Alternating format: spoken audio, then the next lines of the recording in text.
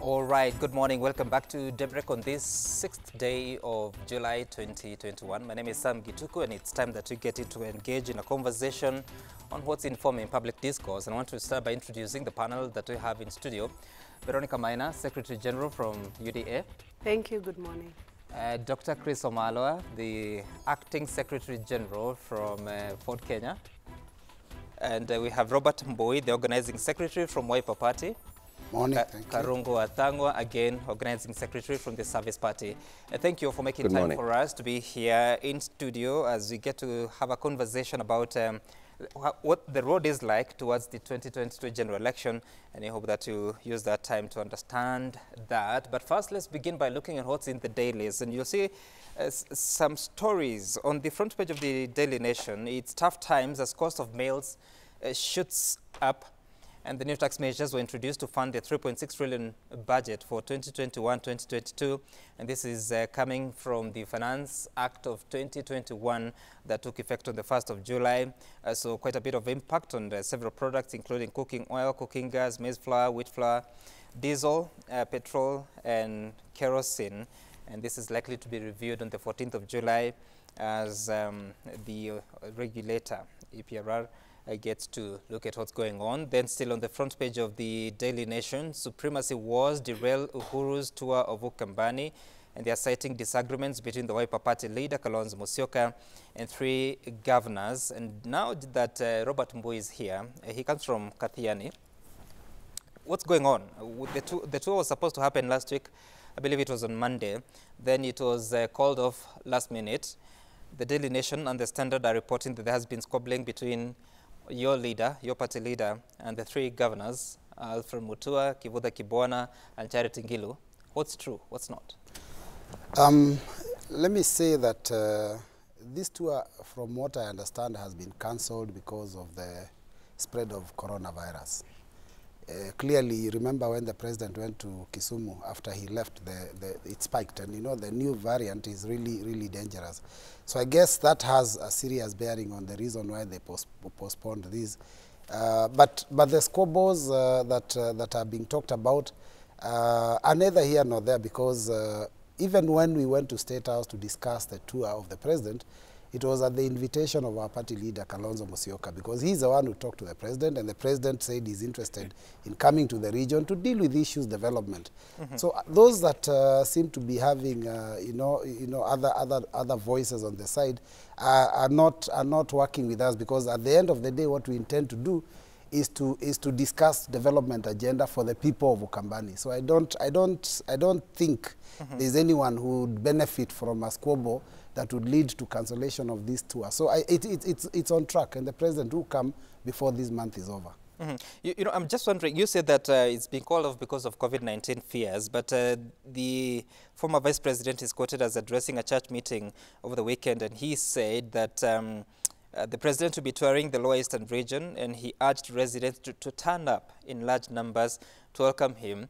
And so I don't know how you reconcile that. Then it said that he had indicated that the head of state will tour Konza, the 39 billion Thwake Dam, and later open the multi-million Kibwezi Mutomo Kitui Road that connects the country to Ethiopia alongside other projects. So, really?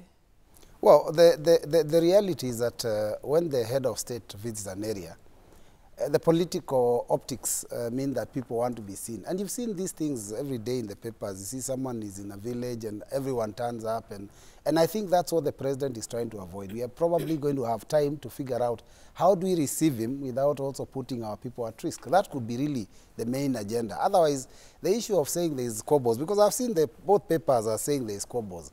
I am an insider. I was in State House.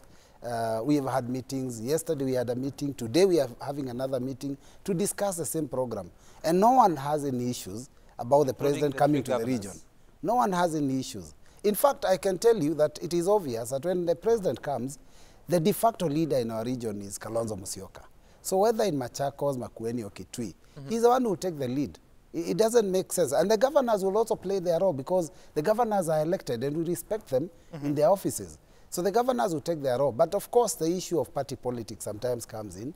But really, I don't think that would cause the president not to come or derail the program. I think the real issue is how do we handle this tour without putting our people at risk. That's really the bottom line. Okay.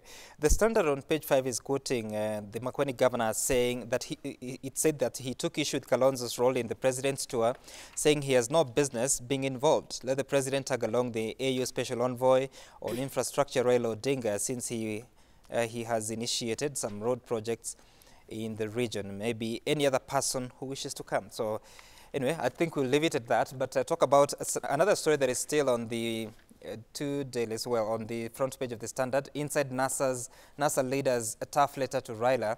NASA core principals Kalonzo, Mudavadi and Wetangula take the battle to their partner ODM with plans to withdraw from coalition, threaten court action over political party funds usage as their mails to Raila draw a blank. And Dr. Chris Omala, because you're an acting Secretary General of Ford Kenya, you once sat in the technical committee of NASA. I don't know whether you still do, so you are pulling out of NASA officially? When? Yeah, thank you. Thank you very much. As you clearly put it, I was part and parcel of the technical team that was there heading the coalition NASA. And it was very clear. It's provided for actually in the Political Parties Act that parties can have pre- and post-election MOUs. And that must be deposited at the Office of the Registrar of the Political Parties. And it provides a framework of how they're going to work together. So for us in NASA, we were 4 partners: ODM, Ford Kenya, Wiper, and ANC. And we agreed quite a number of things. And one of the critical things we agreed is about political parties fund, how to share. And it was not for the first time. Even in the previous elections, we had under CORD, where we didn't have ANC. We only had Ford Kenya, Wiper, and ODM. At that particular time, the same arrangement, we used to get that money.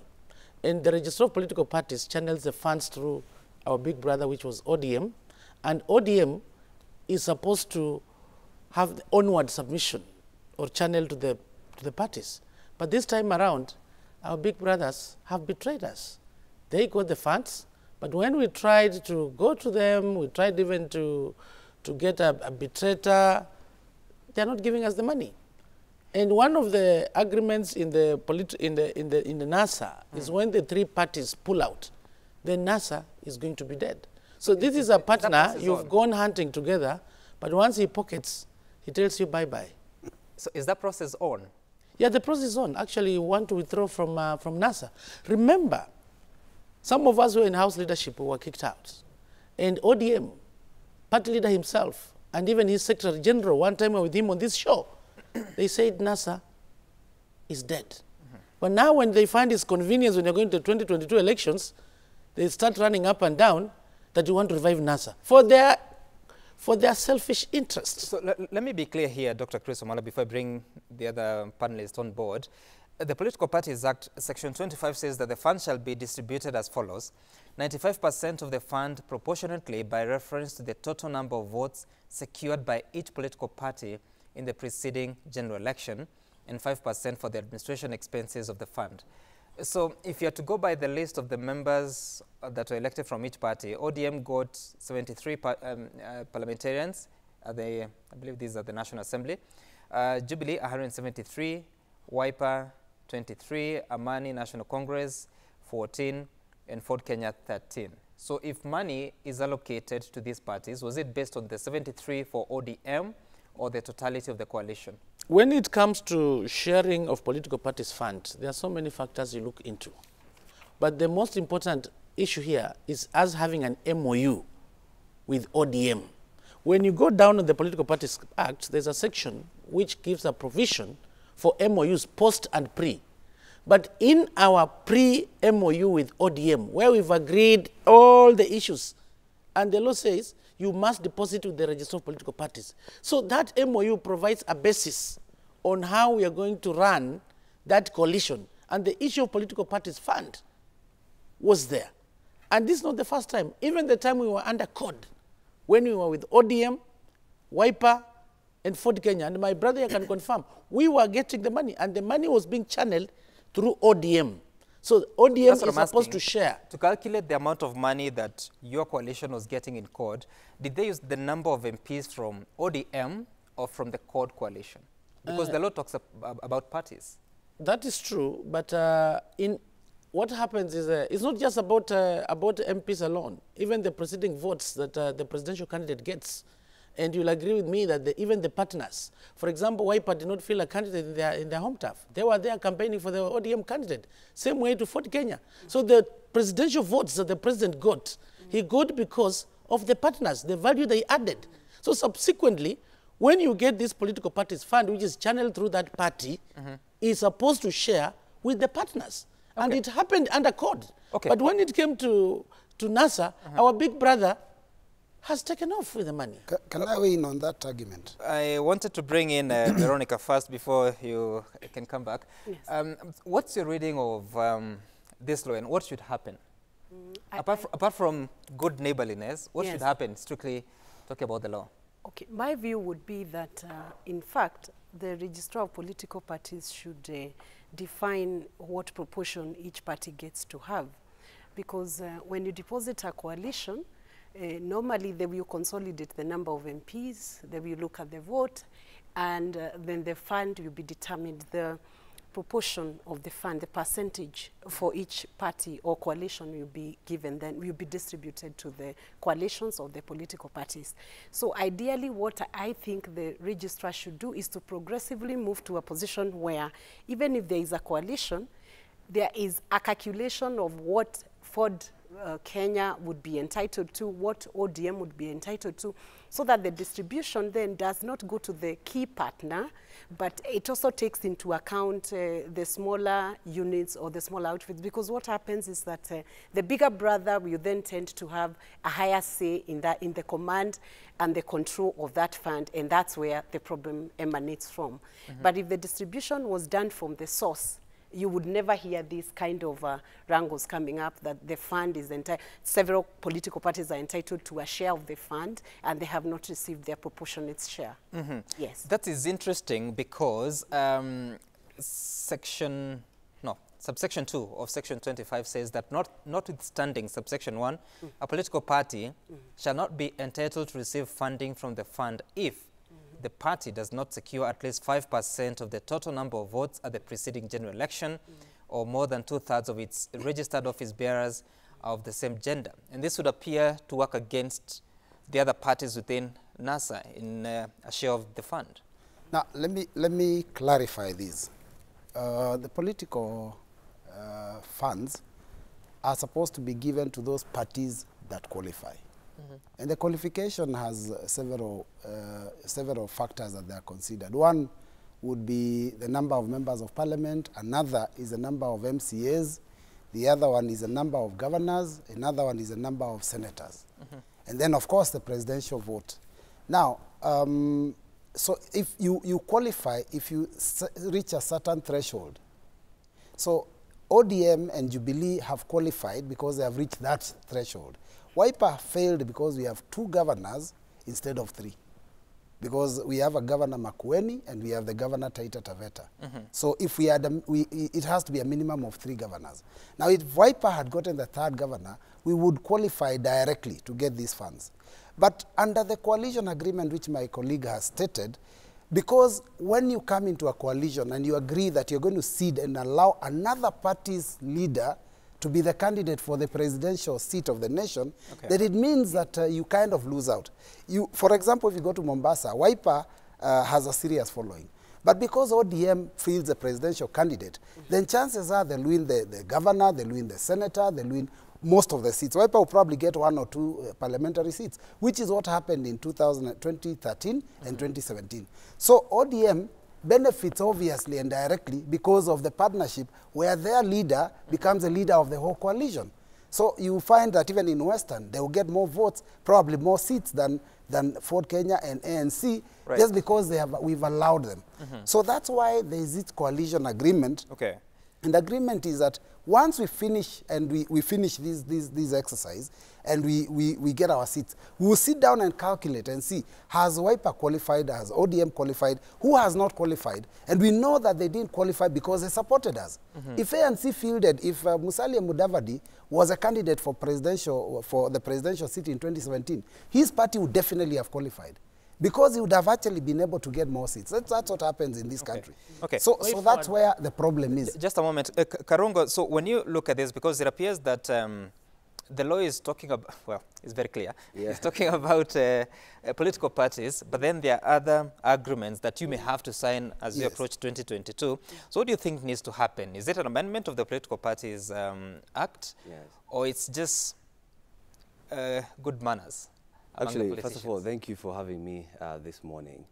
What you're talking about here is, first of all, a lot of money, because the money that goes to the political fund must not be less than 0.3% of the national revenue.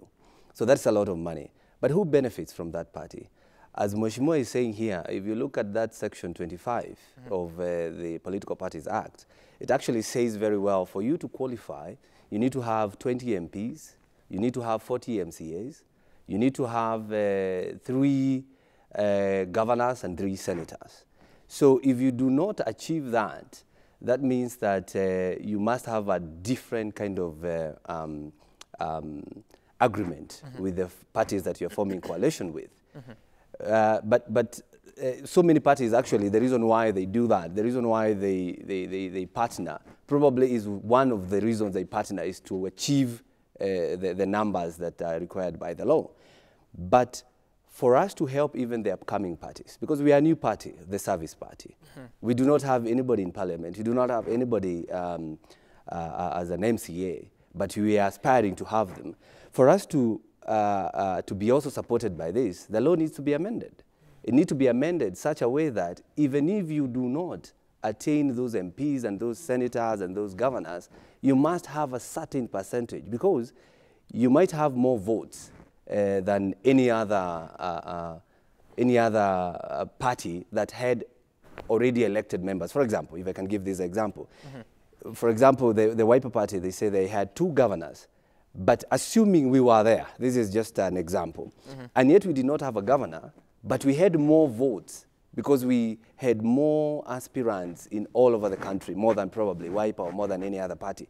So does that mean we will never get any assistance from this party, from these funds? And you know, the funds are used to empower the political parties so that they can reach Wanjiku. So this law needs to be amended altogether and have a clear-cut kind of explanation or clear-cut means of how these parties should get this money. Not to have a big brother in receiving and then you give the small brothers so they can only get this money at your own pleasure. No, the law needs to be amended. Okay. An amendment. Yes, Dr. Chris Omala, but I wanted to hear from Robert here, if indeed Wiper is in agreement that you need to withdraw from NASA? I am actually, to be honest, not privy to that information. But I know we are disgruntled. I know we have a problem. Okay. That I will confess. Okay. The part of withdrawing, I know that 3 parties, when they pull out of NASA, the NASA is dead.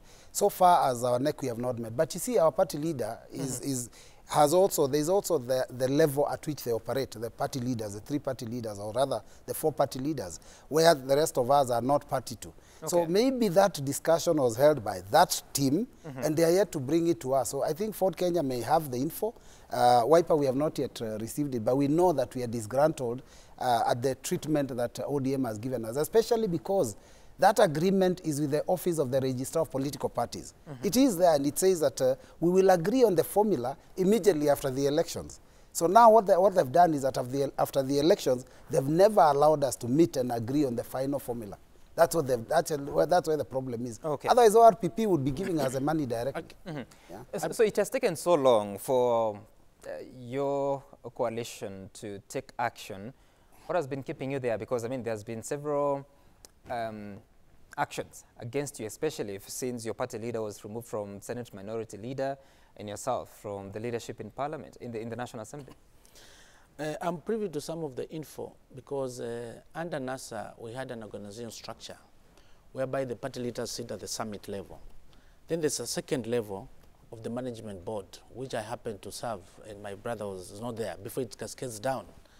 And I picked up the matter on Political Parties Fund. As a matter of fact, I brought an amendment on the floor of the House to amend the Political Parties Act.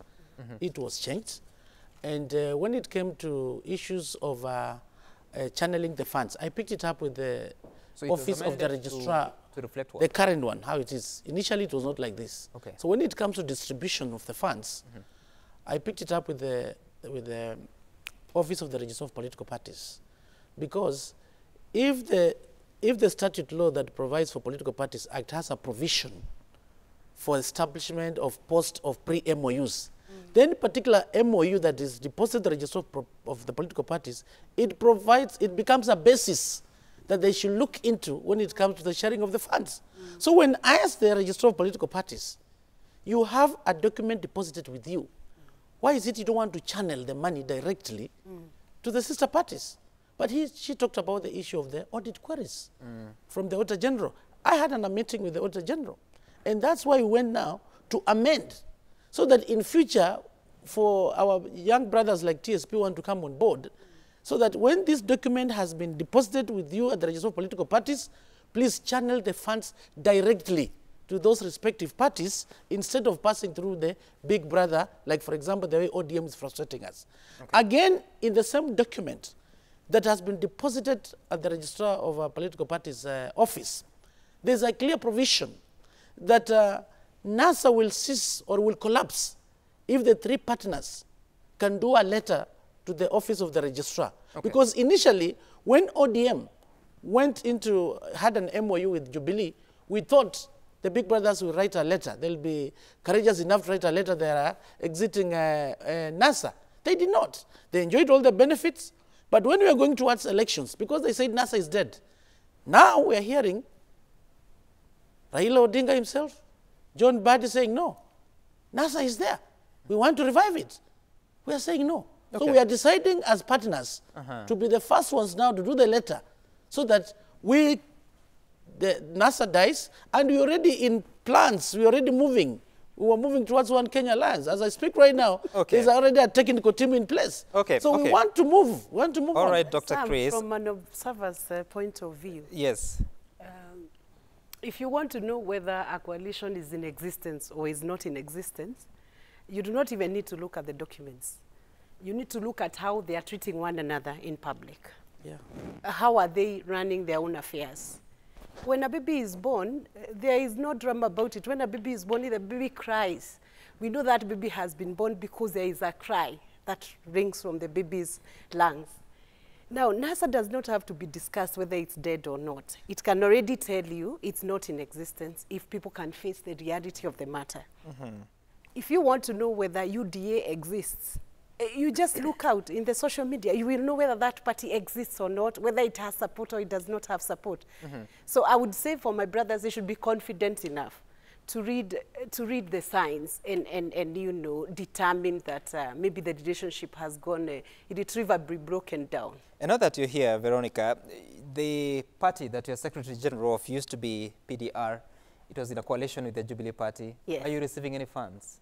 We are not, and anyway, we would be in the same. We would be arguing the same here, that we have MPs, we have MCAs, but we are not getting the proportionate amount. Any amount? No, we haven't. We haven't received any amount. Was there any pre-election agreement that you're going to receive such? You see, ideally, it's the same proposition like what they are saying. If you have contributed towards the presidential vote, and people are acting in good faith, then they would determine that you should have this proportionate percentage. In fact, the question should be, what is the purpose of that fund? When it was determined that political parties should be funded from public offers, what was the purpose of that fund? The purpose was to build institutions, political institutions that can enhance democracy in a nation. So even if you built that institution for 100 people, it would be good enough, because even the smallest institution is generating leaders who are impacting people, who are affecting people. And that is good, because according to the Act, it talks of parties that have received at least 5% of their total vote, and it's the totality of every single vote that was cast in a general election. Yes. So what I'm asking is, was there any agreement, because obviously PDR would not have qualified for the fund, but was there any agreement with the Jubilee that once the election is over, the political party's fund comes and you're going to get a share of it? Some I would say this, express or implied, as long as the MPs from the small political parties are being used to beef up the number that causes the proportionate distribution of that fund to be higher than it would have been if that partner wasn't there, that means, ideally, that means express or implied. Okay. Whether there is an express provision, because you see, the overarching, when you do a coalition agreement, it has to be read in the background of the overarching provisions of law. You have to read it against the Political Parties Act. You have to read it against the Constitution, the principles of equity.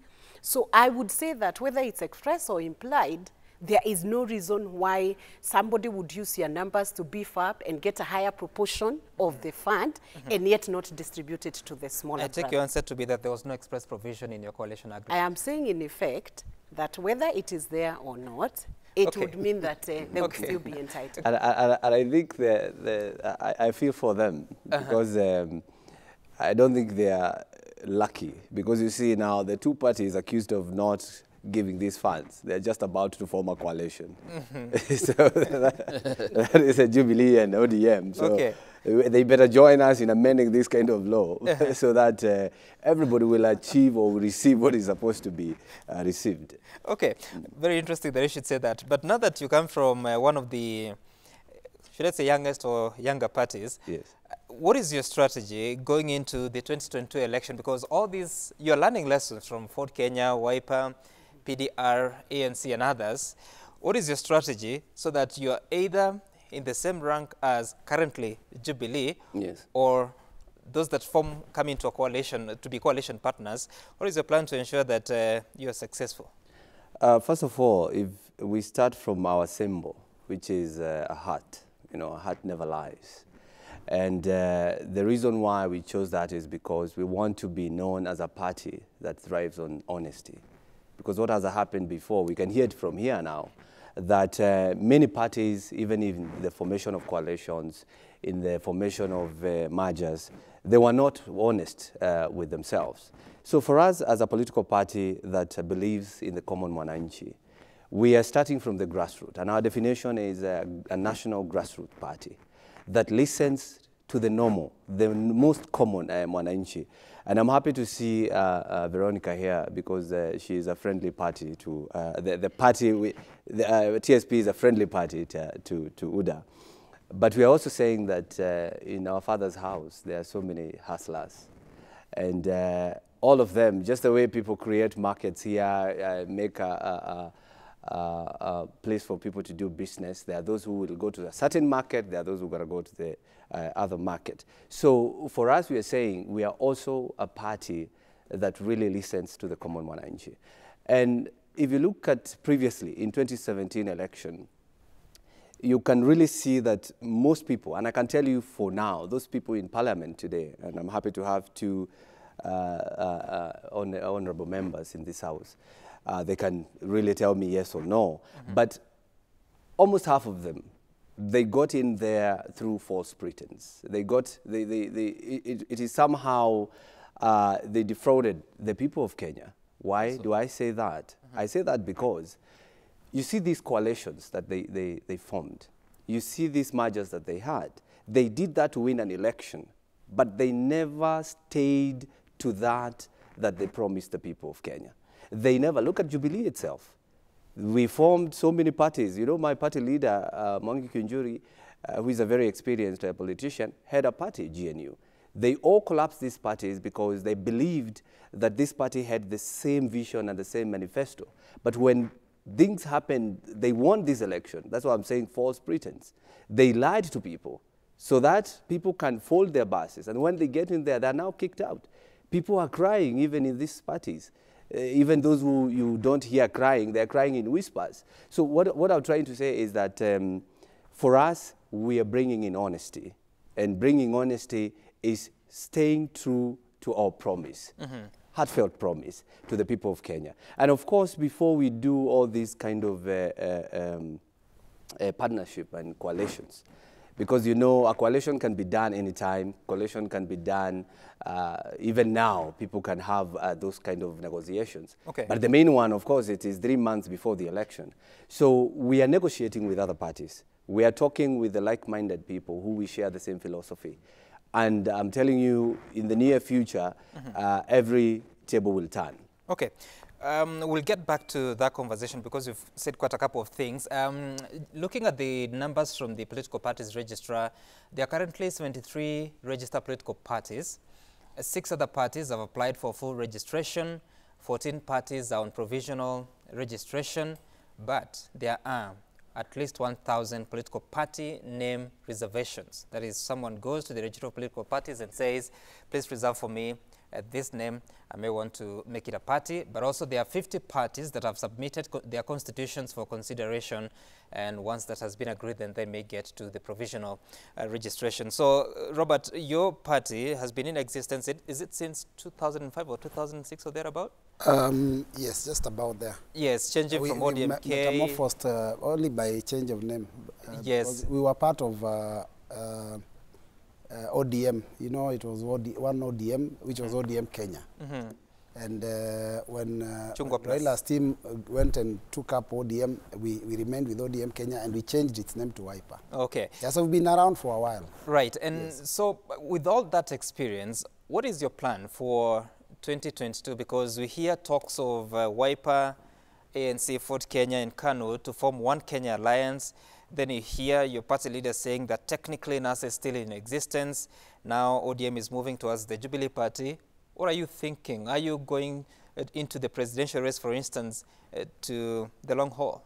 Yes, definitely. You know, every political party exists for purposes of also winning political power.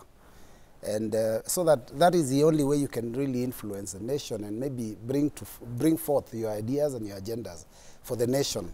And I can say that majority of our parties have good intentions. You know, they intend to take over the nation and do good things, improve the economy, support the public. So all parties have got the same similar manifestos, if I could say so. We know that you cannot win the presidency alone. And so as Wiper, we are partnering with like-minded parties, as my friend has also said. And I can tell the direction they are headed because he already mentioned a word here, and I knew who his partners are. Our partners are Ford Kenya, our partner is ANC, our partner we hope is KANU, and we look for other partners so that we can go this journey together. You know, if you want to walk quickly, you go alone. But if you want to go far, we want to walk together. So we want to work with other parties, and we are in for the race. So we will be there for 2022 presidential race. I want to say that our party leader is determined to go for this seat, but he's not going for it alone. The biggest blunder that Kenyans make is that political leaders that are selfish want to go it alone. You know, there are some people you see them running around alone, and they're not in any partnership with any other leaders. So because they think. But Robert, how will you win the election? Allow me to use the numbers of 2017 general election, because with all the MPs, 10 from KANU, Wiper 23, 14 from ANC, and 13 from Ford Kenya, that may have changed along the way because of by-election. So that was a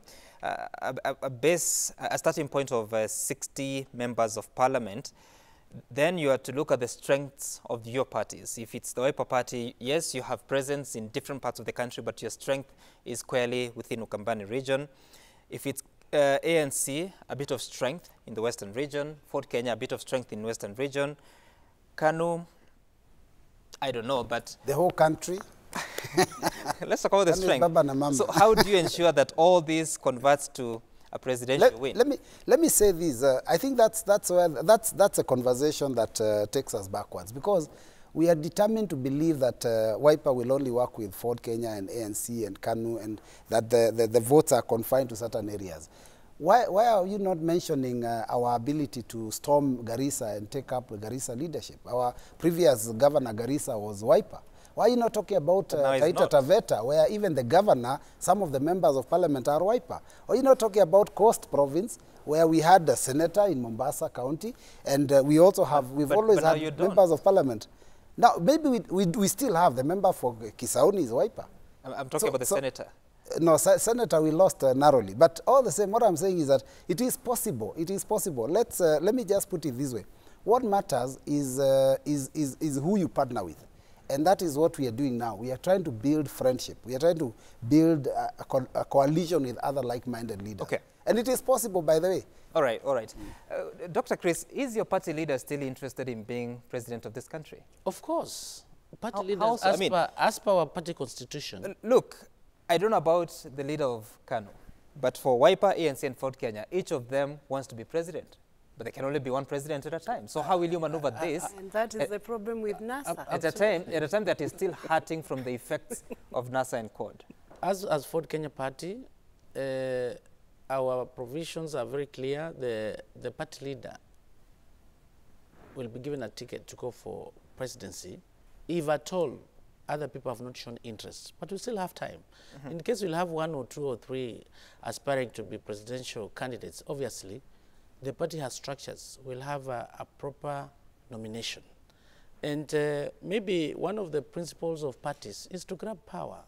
And when you look at these all political parties, when you look at their philosophical orientation, the ideology, they subscribe to their social democrats. And as time goes by, as my friend Honorable Robert has said, as we speak right now, we're in the process of forming the One Kenya Alliance. But who says this? We are going to have a lot of realignments. As time goes by, who knows? What does that mean? We are not yet at the elections time. So look, Dr. Chris, Dr. Chris, the same numbers as per general election of 2017, your One Kenya Alliance, 60 members of parliament. And I've just stated the perceived the environment in 2017 is totally different from the current environment and the environment 2022. Jubilee is not the Jubilee that was there in 2017. So as we move forward towards 2022... What I'm asking is the strategy to expand... I was coming to that. You didn't allow me. This influence. You didn't allow me. Okay, just give me time. As political parties, we are going to go into coalitions. And we come to coalitions so that we can be able to strengthen our parties in weak points so that we win the election. And as my colleague said, right now, we are clear in One Kenya Alliance. But as time goes by, other like-minded parties might join us. Maybe UDA will join us, or maybe TSP. So it is still time. So wait, 2022 elections, we still have a year to go. And as per the political parties, we have a provision for post and pre. We have a provision for post. Hold on, because we have a provision for post and pre MOUs. So as time goes by, we are also strategizing. We are meeting the like-minded people at the right time. We are going to unleash. Some allow me. On that matter, you know why? Because I've heard the way you've asked me and the way you've asked my friend there. And you seem to believe, or rather, they imply that the seats and the positions that we are holding now, the number of seats in the National Assembly is going to be there. You know what? I'll give you a simple example. There's a party that wasn't there in 2017, didn't even vie for any seat, called UDA. And I can tell you, UDA has a little bit of presence in some corners of the country. So you cannot say that because we had not won all these seats, will not win. I believe that UDA will have at least 10 members of parliament. So, and it wasn't there. So why would you say because Wiper had 23, the number is going to be... We will grow ours also. Look, I am not limiting you. I'm just saying that using 2017 general election as a base, how have you grown this towards 2022? And Veronica, now that you're here, so he says that you may join One Kenya Alliance, or is it the other way around? I don't know. But what are your strategies as a political party to win as many seats, but also the presidency? I will not rule out that we could join them because political parties must treat one another as equal partners. There is also a possibility that they could join us, especially convinced that we have a presence everywhere across the whole country. We have very enthusiastic, energetic, and very happy followers. People who feel that when they read a newspaper headline like this, tough times as cost of meals shoot up, that something needs to change around Wanjiko, the common Mwananchi. So first, we have come up with a new political philosophy which is people-centered, an organization, an institution that is going to lift the person who is in the marketplace, the border, the real hustler. And you know where hustler means, somebody who wakes up. When I was coming here today, I found at 5 o'clock, Kenyans are awake, they are running to do their hustle, and our political philosophy is about the bottom-up approach. And I think that is one of the biggest selling point for the UDA and one of our biggest strategy towards 2022. Right. That we can come up with an economic policy that supports the Mwananchi for once. We build it from the bottom as opposed to building it from top down, because we have had leadership where everything is dictated, for instance, by, say, Parliament. The legislation comes downwards from top down. Now we want that to be generated from bottom up in every aspect of it, both in the socio-economic and the political pillar. We want the Mwananchi to have a say. Now, to do that, we have started a membership recruitment, which is vast, and I think you have seen it on social media, where for the first time we have a political party which walks to individuals, requests you to join the party, and once they explain to you what our philosophy is and you're interested, you sign up a form. That has not been done by any other political party. Because how many members do you have now?